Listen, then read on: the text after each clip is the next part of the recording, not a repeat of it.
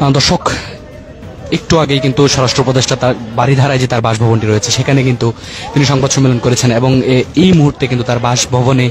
বৈষম্যবিরোধী ছাত্র আন্দোলনের যে সমন্বয়ক রয়েছেন হাসনাত আব্দুল্লাহ কিন্তু এসে পৌঁছেছেন এবং আসলে কি কারণে তিনি এসেছেন সেটি আপনাদের জানানোর চেষ্টা করব ঢাকা পোস্টের সঙ্গে।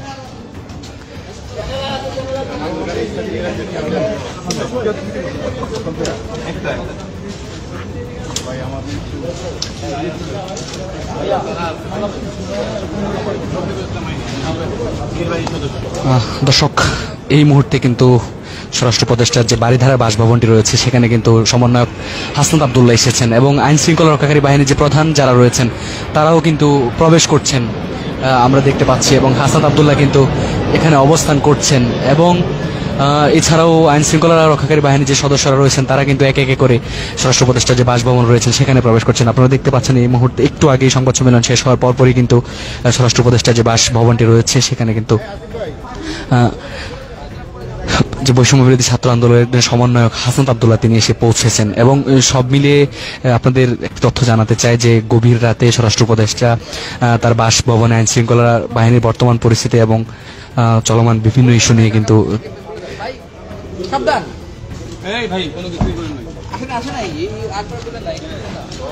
দর্শক, আপনারা দেখছিলেন যে স্বরাষ্ট্র উপদেষ্টার যে বাসভবনটি রয়েছে সেখানে কিন্তু আসলে এখনো গণমাধ্যম কর্মী যারা আছেন তারা কিন্তু রয়েছেন এবং সব মিলিয়ে যদি আপনাদের বলি একটু আগে কিন্তু জরুরি সংবাদ সম্মেলন অনুষ্ঠিত হয়েছে এবং সেই সংবাদ সম্মেলনে কিন্তু বিভিন্ন বিষয়ে আলোচনা হয়েছে এবং আইন শৃঙ্খলা রক্ষাকারী বাহিনীর যে বর্তমান পরিস্থিতি সেটি নিয়ে কিন্তু আসলে আলোচনা সৃষ্টি হয়েছে।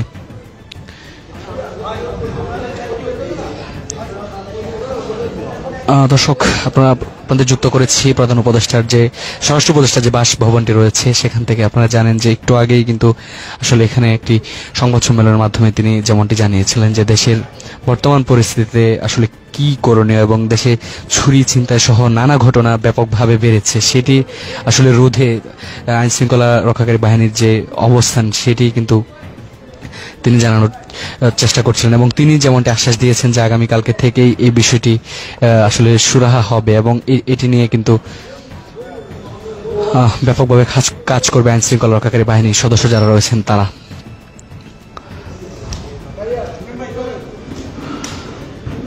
দর্শক, আপনাদের জানিয়ে রাখি যে ইতিমধ্যে কিন্তু স্বরাষ্ট্র উপদেষ্টার যে বাসভবনটি রয়েছে সেখানে যে আইন শৃঙ্খলা রক্ষাকারী বাহিনীর যে প্রধানরা রয়েছেন তাদের সঙ্গে কিন্তু স্বরাষ্ট্র উপদেষ্টা বৈঠকে বসেছেন এবং দেশের বর্তমান পরিস্থিতি নিয়ে কিন্তু বিভিন্ন আলোচনা জন্ম হয়েছে এবং গণমাধ্যম কর্মী যারা রয়েছেন তারা বিভিন্ন প্রশ্ন করেছেন দেশের